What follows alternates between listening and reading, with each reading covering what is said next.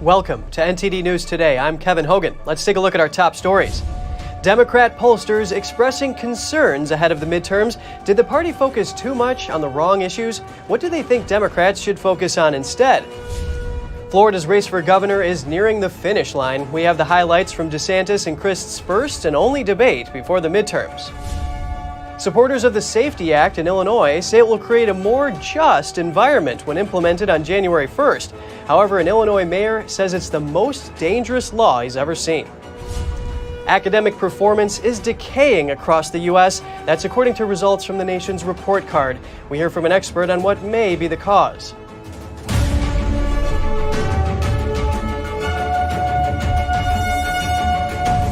Several Democrat pollsters are expressing alarm about their party's prospects ahead of the midterm elections. NTD's Jessica Beatty has more about their concerns. A number of Democrat pollsters and analysts are expressing concern that their party has focused on the wrong issues ahead of the midterms. Historically, the party of the president tends to lose congressional seats in the midterms. Right now, Democrats control both the House and Senate, but not by much.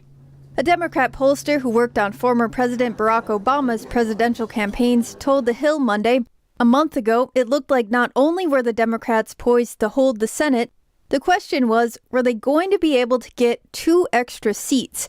Now, I think the hope is just to hang on. One big concern is Democrats have focused too much on abortion and not enough on the economy. Inflation is still near a 40-year high, with prices up 8.2% in September. The CEO of a public relations firm told NBC News, in his words, Democrats need to wake up to political reality and focus on inflation and economic anxiety. These are the issues that matter most to voters. Republicans have criticized the Biden administration and Democrats for embracing left-wing economic policies. For example, targeting the oil industry and supporting COVID-19 related lockdowns, which forced many businesses to close. But President Biden Monday argued that a GOP victory in the House or Senate would lead to setbacks for American families. Democrats are building a better America for everyone, with an economy that grows from the bottom up and the middle out, where everyone does well. Republicans are doubling down on their MAGA trickle-down economics that benefits the very wealthy, failed the country before, and will fail it again if they win. However, GOP pollster Ford O'Connell told The Hill Republican candidates only need to focus on 2 things to stay relevant: money and family. If Republicans do that, he said, they'll win this year and in 2024. He said that's because Democrats don't seem to be changing their approach. Jessica Beatty, NTD News. And speaking of Democrats, President Joe Biden says he's pushing a limit on gun owners having more than, quote, 8 bullets in a round. The verbal miscue likely means no more than 8 rounds in a magazine of bullets. The restrictions he's seeking are consistent with gun control measures that he and other Democrats have previously pushed. Biden was talking to Now This News and said people doing mass killing have magazines that can hold up to 100 bullets.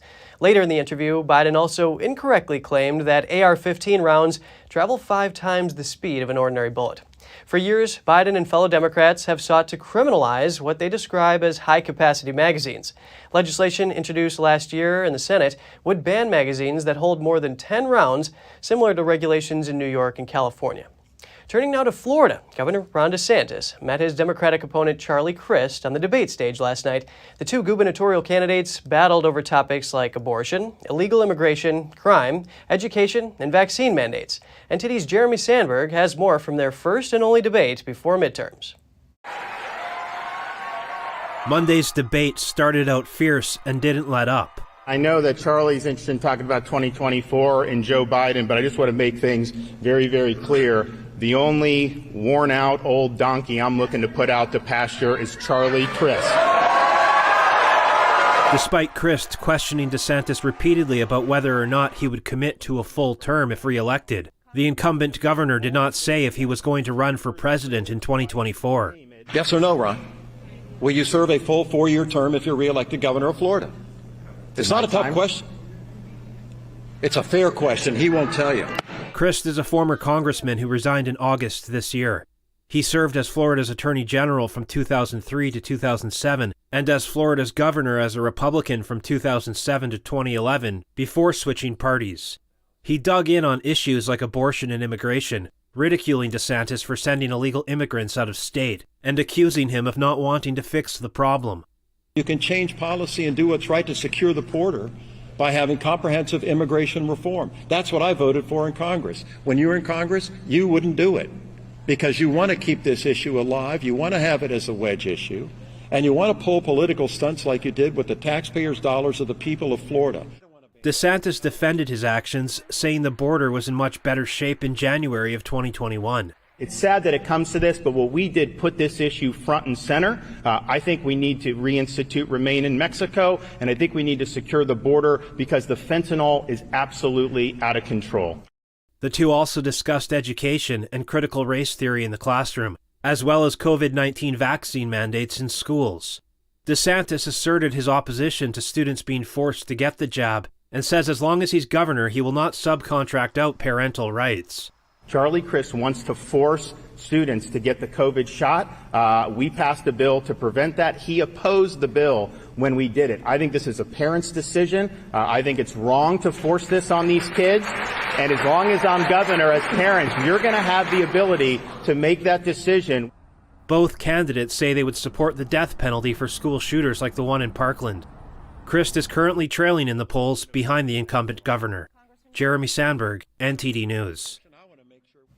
More on the midterms. The race for Nevada's U.S. Senate seat is shaping up to be one of the closest in the country. This as both candidates hope their messages on abortion, immigration, inflation, and public safety will tip the balance in their favor. NTD's Daniel Monahan has more.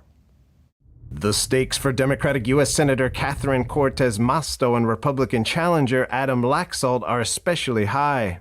It's about our families. It's about every opportunity. It's about, having that good job and have a roof over your head and be able to afford health care and all of the challenges that face us. The winner could determine which party controls the Senate, and the GOP considers Nevada one of its best opportunities to turn a blue seat into red. People are as upset as they've ever been with what's happening to America. They can't believe that Joe Biden and Catherine Cortez Masto have done this much damage to our great country and to our great state in just 2 short years.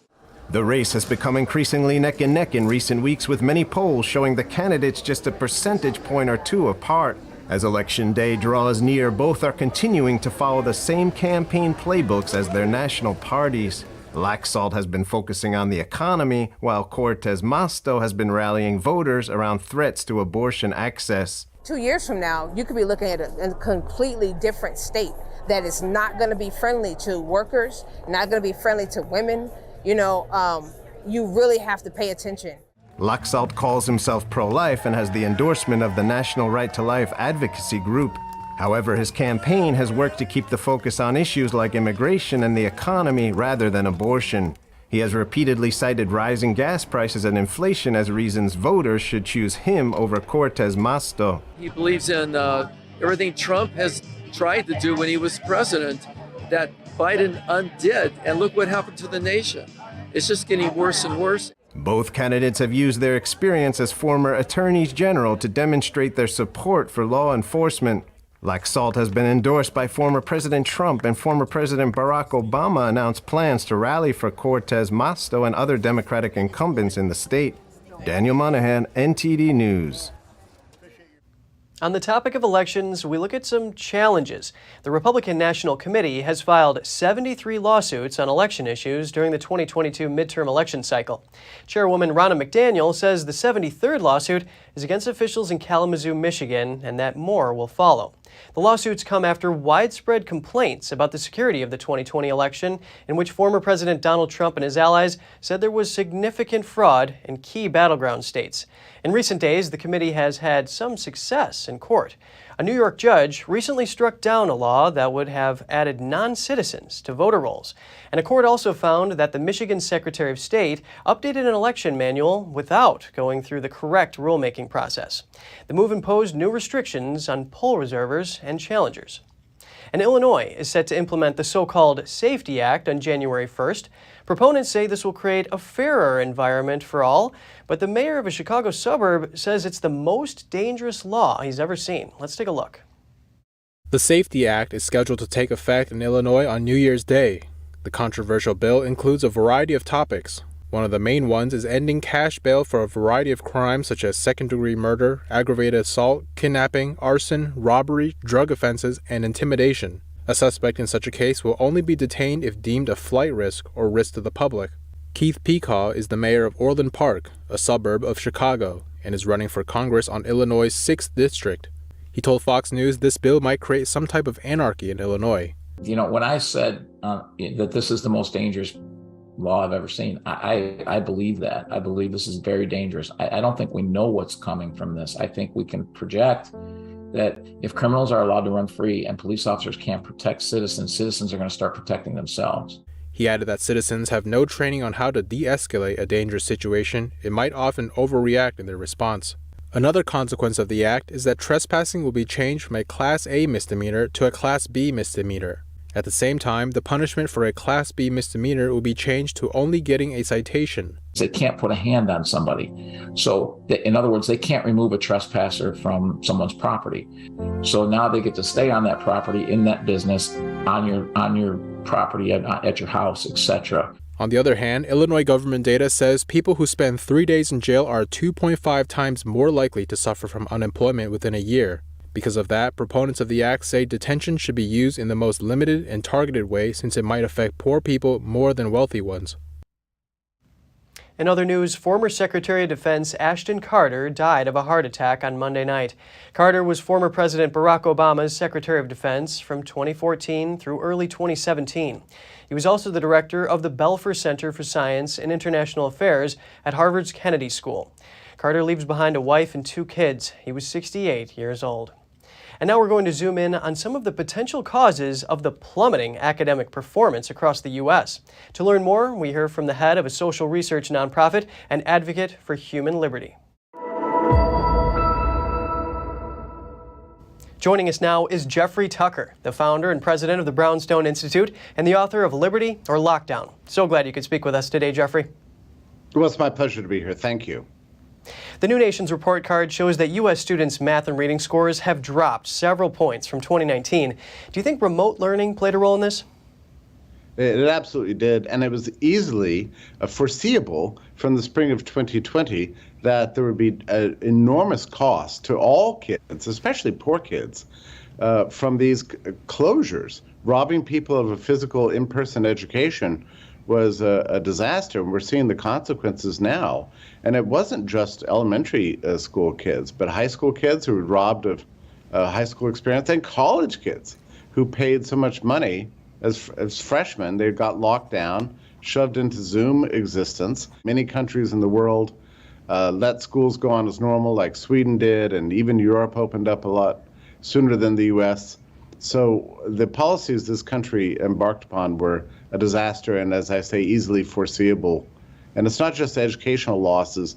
We're seeing speech problems among children. The speech therapy classes are exploding. Kids can't form vowels and consonants. Math scores have dropped. It's just a calamity.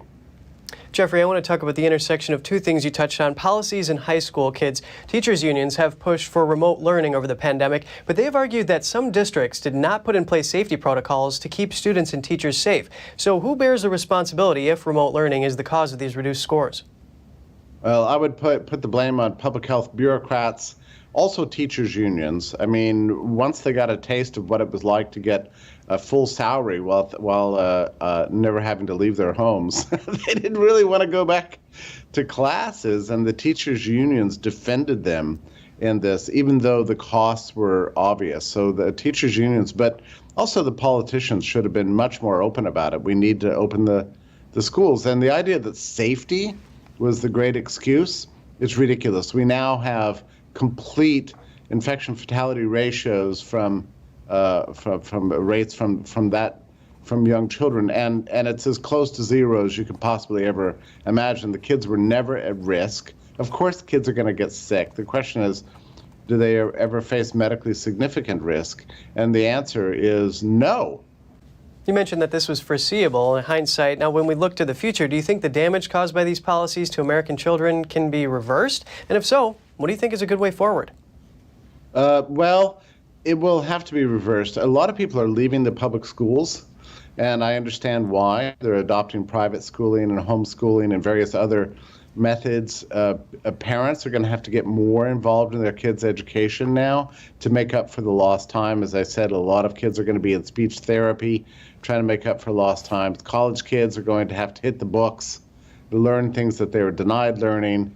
High school kids that were denied sports are going to have to pick up sports. So we've got a massive amount of rebuilding to do, and it's only going to occur family by family. But even then, we'll never really make up for what happened. It was a calamity. The amount of child abuse, for example, that happened, a lot of times these schools are the place where we police these things like abusive homes and that sort of thing.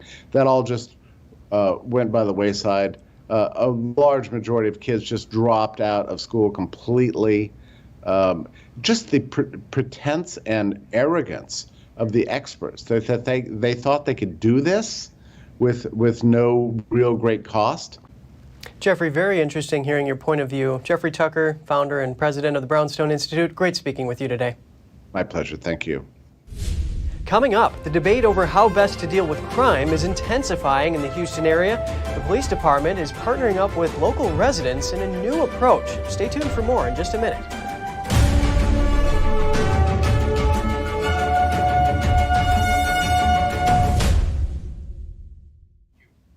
Popular messaging app WhatsApp stopped working for many people around the world last night.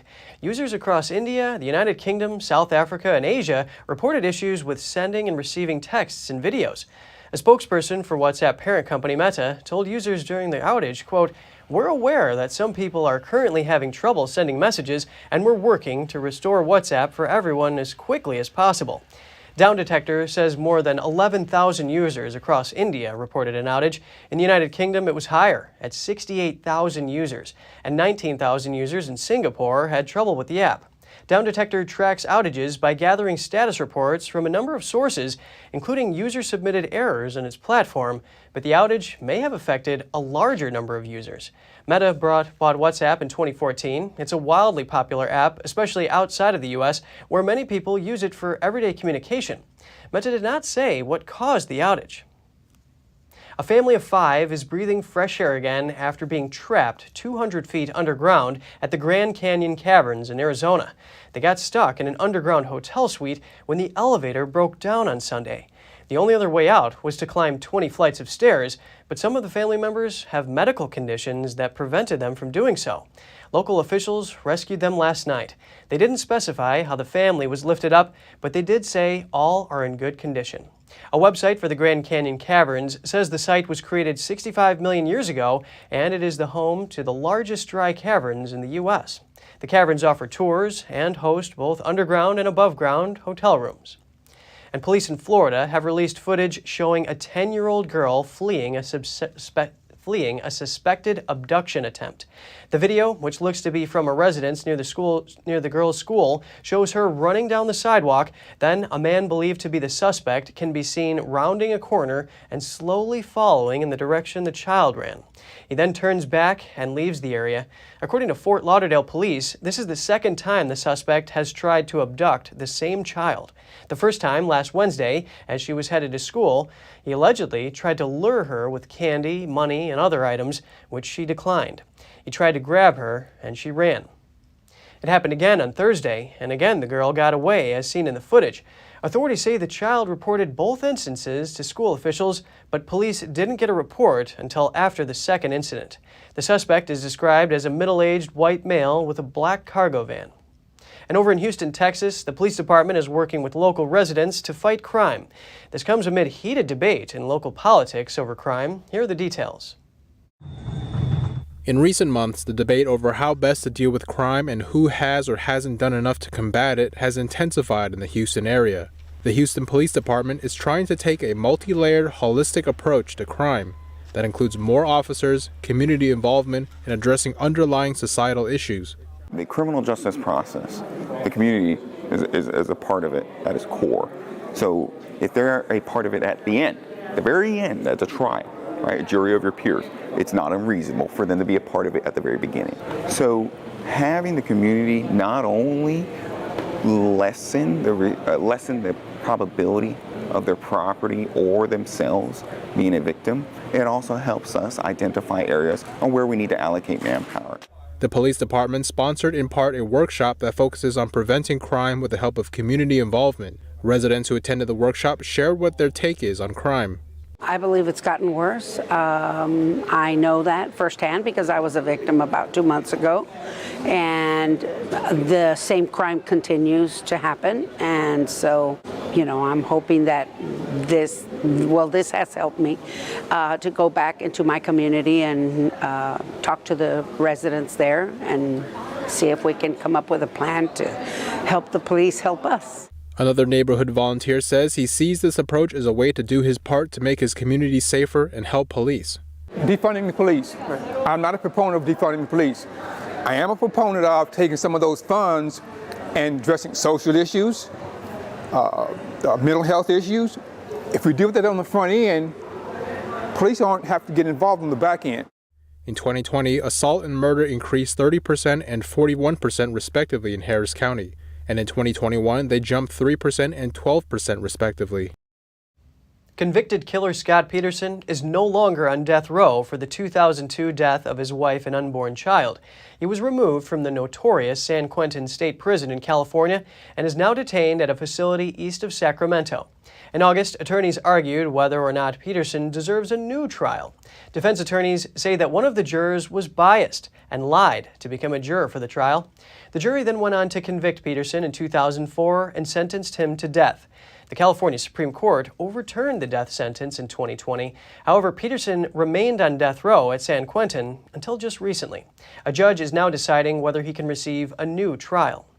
And if you have dry shampoo, you might need to throw it out. A number of brands, including Dove, Nexus, Suave, TG, and Tresemme, have been recalled because of potentially elevated levels of a chemical called benzene, which can cause cancer. Unilever just issued a voluntary recall for a long list of products.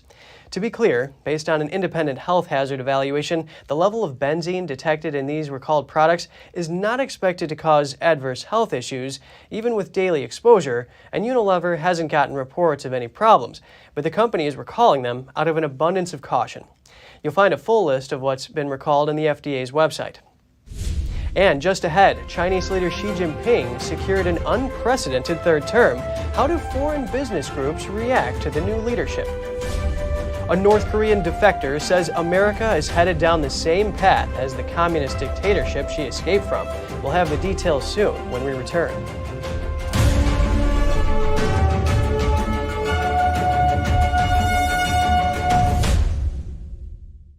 As Americans, it seems like other people have been telling us what to do, how to live, and how to think.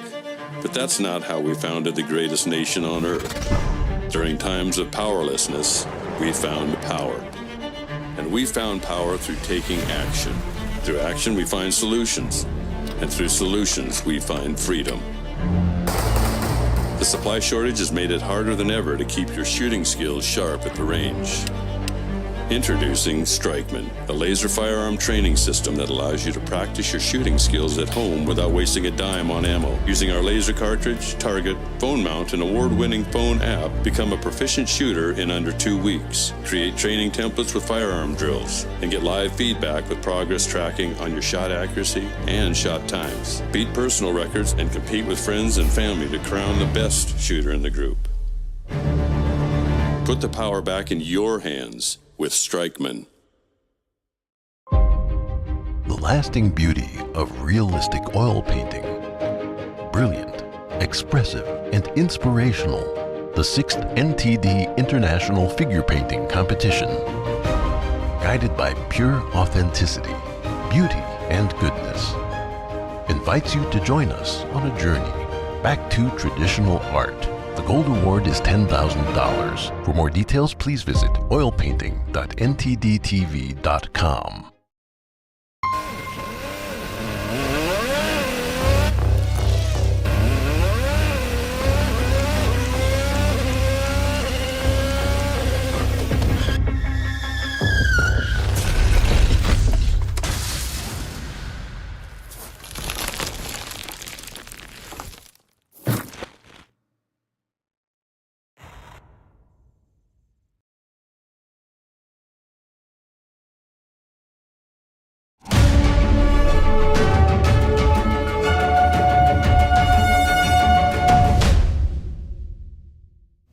Welcome back. Xi Jinping's third term is underway, and the change has had an immediate effect on China's economy and is raising concerns in Taiwan. Here's more.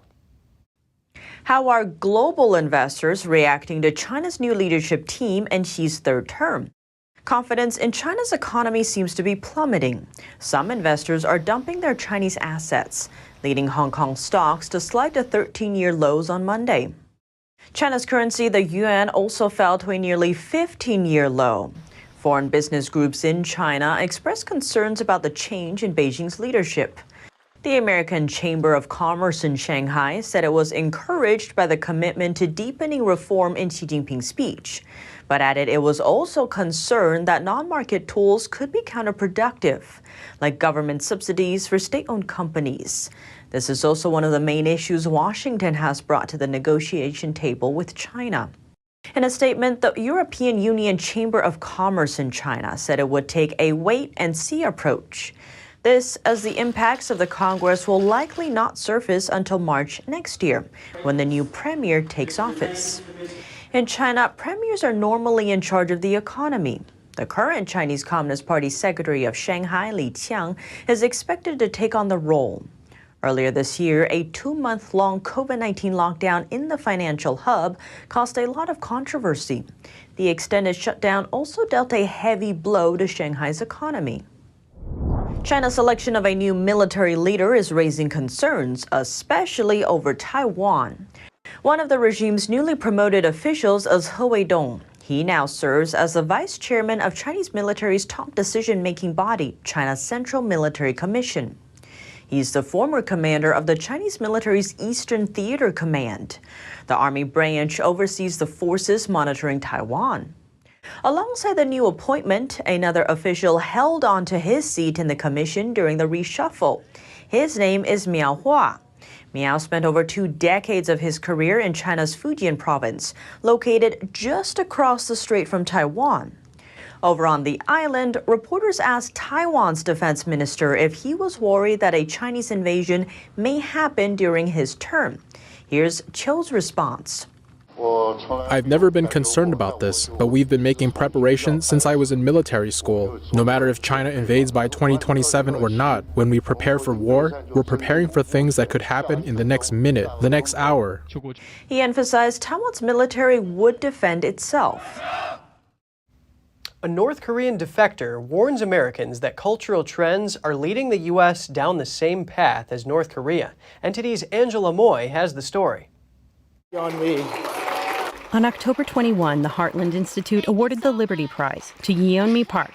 Park escaped starvation and oppression in North Korea at the age of 13. As a human rights activist, she urges Americans to protect their liberty from communist ideologies in the U.S. In North Korea, children even eat mud. That's what true starvation and oppression looks like. Park thought her fight for freedom was over after fleeing from North Korea and surviving sex slavery in China. But she says her experience attending Columbia University in New York brought back memories of dictatorship. At Columbia, they say, I cannot say the word white because it's oppressive to some people. In North Korea, they did the exact same thing. They removed the word like human rights and freedom and free market. Park says the prevalent woke culture is a communist tactic to divide people. And the professor telling you that we need to stay woke because the enemies, the systemic oppression is everywhere. Exactly what North Korean regime does, making us paranoid, making people not trusting each other, to divide people. Park says the socialist promise of equity is a false hope to resolve poverty. But people in America get so brainwashed to think somehow inequality is our enemy. Do you want to be dirt poor or at the same time and starving instead? It's a great thing that you can rise. There's a mobility in the social class. The enemy is poverty, not inequality. The audience at the award ceremony echoed Park's concerns. She is a canary in the coal mine for the future that all of us who value life, liberty, and the pursuit of happiness face if we do not wake up, realize that freedom is not free. And if we can't talk about our differences, can't have different opinions, I mean, where does it go? It's very dangerous, very dangerous. Park says that Americans grew up with freedom, but many don't understand what it really means or what life looks like without it. She hopes her story will inspire Americans to preserve their liberty. Reporting by Angela Moy, NTD News, Chicago. If you have any news tips or feedback for the show, don't hesitate to email us at news.today@ntd.com. And still to come, we ask, who is Rishi Sunak, the UK's next Prime Minister, and how did he make it to the top? We'll dive into his past experience and what he's likely to bring to the country. Germany and other NATO countries are holding the Baltic Tiger exercises in Estonia. The training is designed to protect critical infrastructure in the region. We'll have more shortly here on NTD News Today.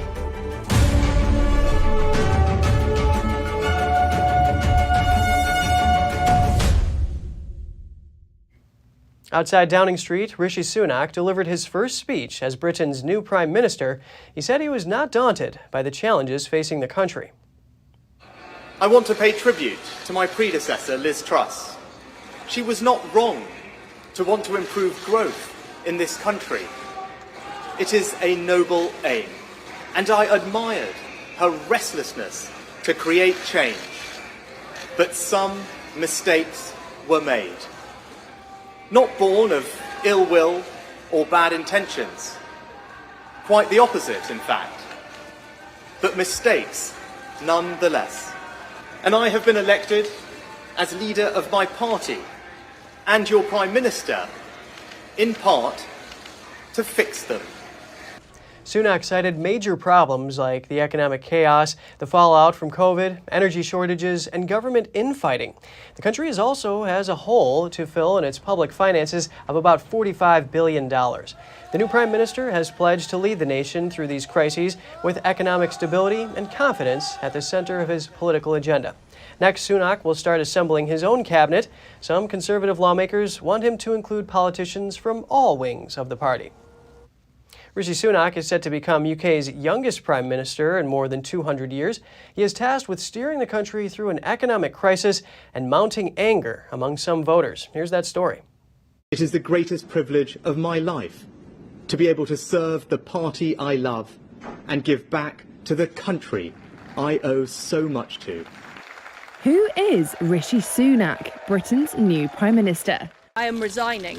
After Liz Truss's chaotic 6 weeks in charge, we have made mistakes. Boris Johnson's aborted comeback mission, and Penny Mordaunt's failure to secure enough Tory backers, 42-year-old Sunak is now at the helm of a country desperately in need of some stability.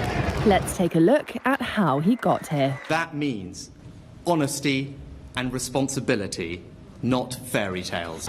Southampton-born Sunak is the UK's first Prime Minister of Indian descent. His family migrated to Britain in the 1960s, a period when many people from Britain's former colonies moved to the country to help it rebuild after the Second World War.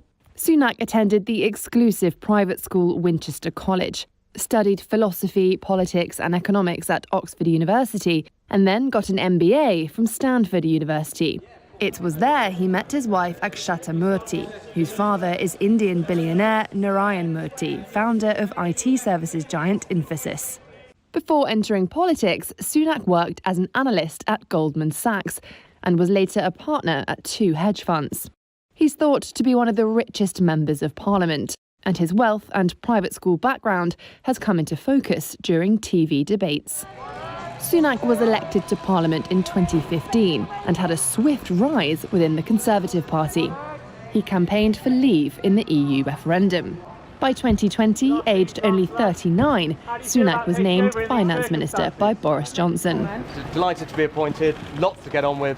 Thanks very much. Within weeks of becoming Chancellor, Sunak found himself having to steer the UK economy as the COVID-19 pandemic began. I said I would do whatever it takes. He pledged to do whatever it takes to help people through the pandemic and developed a popular furlough scheme to support millions of people through multiple lockdowns.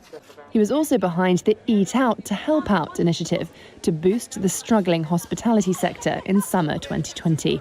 That included waiting tables at a central London eatery. There we go. In April 2022, Sunak had to deal with the fallout of being fined by police for breaking lockdown rules in Downing Street in June 2020. In that same month, he and his family's finances came under intense scrutiny. It was revealed that his wife, who is an Indian citizen, had not been paying her British tax on her foreign income through her non-domiciled status. The status is available to foreign nationals who do not see Britain as their permanent home. She's always followed all the rules, paid all the tax in the UK that is due, and paid tax internationally on her international investments. But she recognises this goes beyond just following those rules. The revelations hurt Sunak ahead of his race against Liz Truss. Sunak eventually resigned as Chancellor in July 2022, a move that contributed to the downfall of Johnson as Tory leader and Prime Minister. Baby! During the race to replace his former boss, Sunak lost out to Truss in the last leadership contest. While some choose to label the multi-millionaire as out of touch, others believe Sunak is the person to bring some calm to the economy. We need a return to traditional Conservative economic values. After all, he was proven right in his warnings that Truss's fiscal plan threatened financial stability. Sunak has pledged to bring integrity, professionalism and accountability to government. But he has a mountain to climb to try to restore or renew the reputation of the Conservative Party, following one of the most turbulent periods in British political history. Germany is wrapping up joint NATO exercises in Estonia to protect critical infrastructure. The training has been dubbed Baltic Tiger. The exercises started in early October, involving Marines and airmen from Germany, Estonia, Britain, Denmark, and Belgium. The training has focused on protecting critical infrastructure like ports and airports. Europe has raised awareness of protecting infrastructure after the Nord Stream pipelines burst last month, though the joint exercises were already planned before that. Since the war in Ukraine, NATO has been strengthening its presence on the eastern flank. Estonia shares a border with Russia of more than 180 miles. German officers said Russia has increased activity in international airspace, but has so far complied with international rules at sea in the Baltic Sea. HSBC named George Elhedery as its new chief financial officer today. It's a surprise shift that puts the former head of its investment bank in a prime position to succeed Noel Quinn as chief executive one day.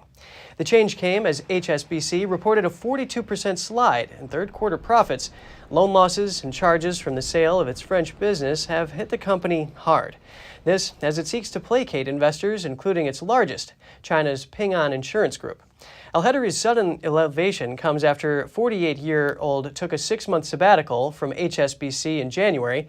He cited a desire to travel with his family and explore personal interests.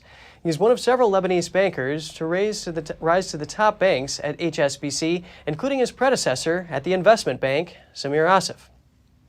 Credit Suisse will have to pay the French state a fine of around $120 million and $115 million in damages. This to avoid legal proceedings in a tax fraud case. A legal agreement was approved on Monday by a judge in Paris. It's the result of 2 years of negotiations between French authorities and the Swiss bank. Credit Suisse had been in the sights of the prosecutor's office for several years, this from the alleged hiding of 2 billion euros in assets to help clients avoid paying taxes on their wealth from 2005 to 2012. Credit Suisse does not formally acknowledge guilt by concluding the legal agreement. However, the bank has agreed to pay 238 million euros to the public treasury to avoid the risk of a trial before the criminal court. And still to come, an antique nuclear bunker built in Bosnia during the Cold War becomes a wonder of art and a time capsule. And the tale of a monastery from medieval times. After seeing its fair share of ups and downs, the ruins were dug up in the 1990s. We'll take a look at how it saw more conflict and its current significance when we return.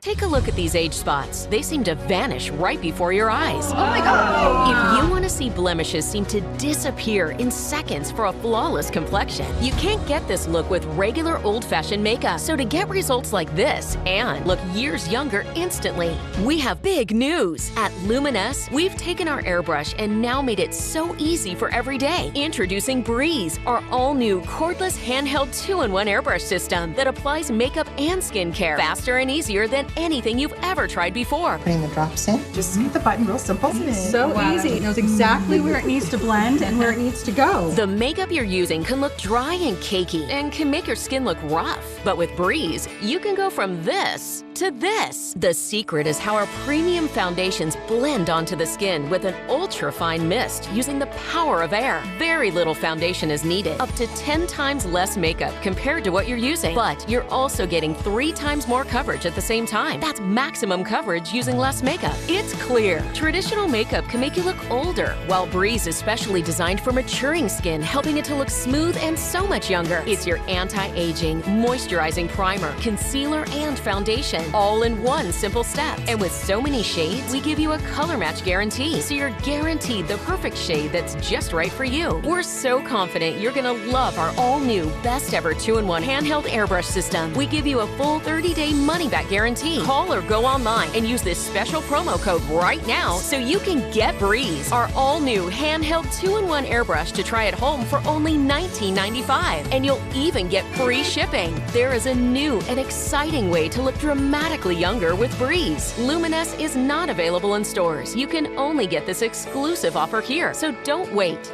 Order your new cordless handheld Breeze now. Call 800-451-9044 or go to getbreeze.com. Order now.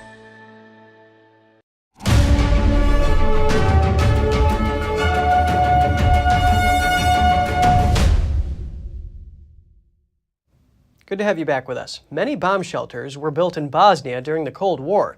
The most famous was built to host military and political leaders of former Yugoslavia, costing billions of dollars with all the necessary facilities and air conditioning. But now it serves more as a time capsule than a shelter. Let's take a look. For many people, this white house outside a town in southern Bosnia is nondescript. But it served as the entrance to one of the most famous bomb shelters built during the Cold War. The 6,500 square meter underground fortress was built at a cost equivalent to £4 billion. The facility was built to shelter up to 350 top military and political leaders of former Yugoslavia and stocked with supplies that would have enabled them to survive inside for 6 months in the case of a 25-kiloton nuclear blast.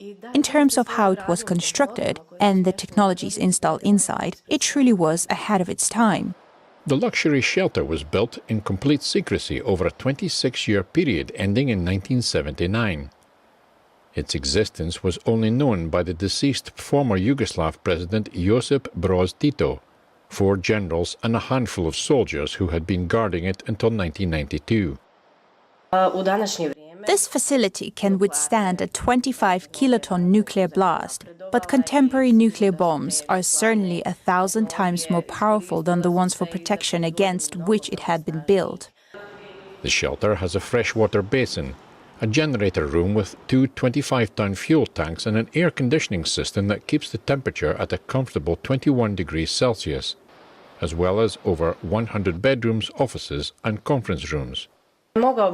It could still be used. In any case, it would offer a better protection. In case of a nuclear war, everything inside can still be restored. Air conditioning still works. It all could be used. It would certainly offer better protection than other nuclear bomb shelters in Bosnia and other ex-Yugoslav republics, but that would not be sufficient. Thousands of tourists have visited the shelter since it was turned in 2010 into a modern art gallery. But as the spectre of a nuclear showdown is again haunting the world amid Russia's threat to use nuclear weapons in its war with Ukraine, they offer little reassurance. A monastery in Kosovo tells the tangled history of the region. NTD's Andrew Thomas has more on what it's been through and what it means to locals today. The Banjska Monastery was originally built in 1313, but during the Ottoman rule over Serbia, the monastery estate was destroyed, and its church was converted into a mosque. At the turn of the 20th century, the site was in poor condition. In the late 19th and early 20th century, according to the contemporary records pertaining to the Banjska Monastery, the church was in ruins, while other parts of the medieval complex were buried under the ground and invisible. The ruins remained buried until 1990. Then the Banjska Monastery re-emerged as an important archaeological site and was put under government protection. In the process of archaeological excavation, remains of nearly all parts of the monastery complex were found, and it was established that, at the time of its construction, it was the biggest monastery in Serbia. The place of worship was restored and returned to the Serb Orthodox Church.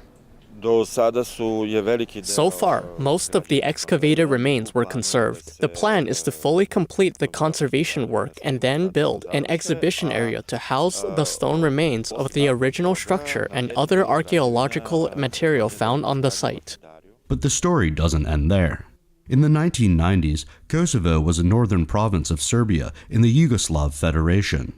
But before the end of the decade, Yugoslavia disintegrated through a series of brutal inter-ethnic wars. A separatist conflict in Kosovo killed over 10,000 people and displaced 1 million others.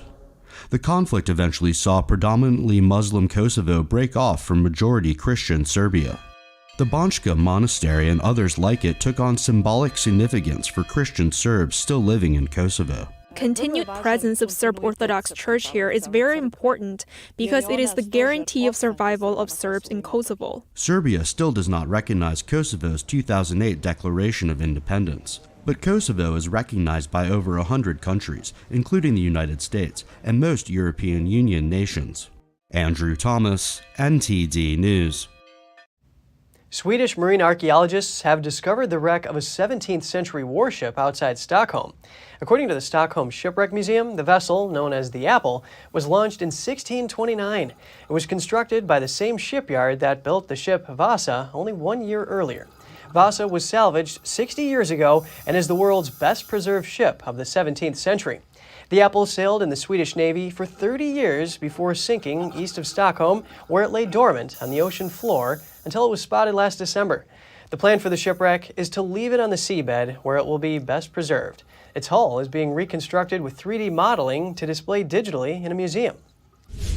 And coming up, educators in South Australia are looking at the additional learning needs of kids with autism, staffing at least one trained, specialized teacher in each school. We'll have all that and more for you after this short break.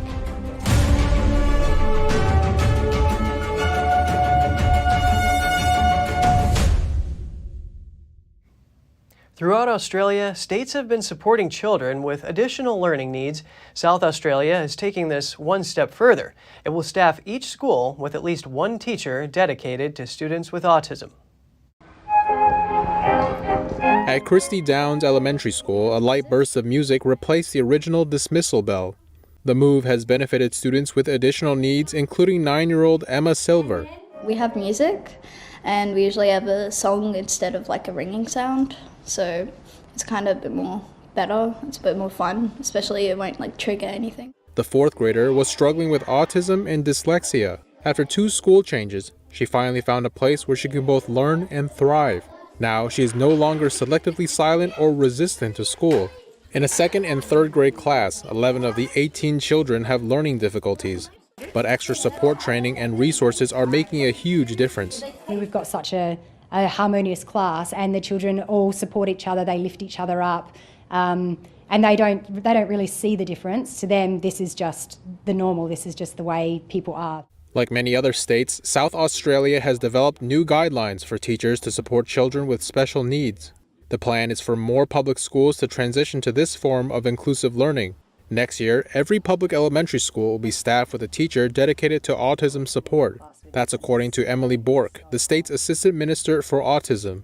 I hope other states look to us and think, wow, this is an incredible difference that they're making, because everyone deserves to be able to reach their individual potential. That's just the first step in the attempt. If it's a success, the new teaching roles could be expanded to high schools. Kiwi fruit is recognizable worldwide, and the humble skin hides the bounty within. The emerald fruit provides many health benefits. Here's Gina Marie with Strong Mind and Body.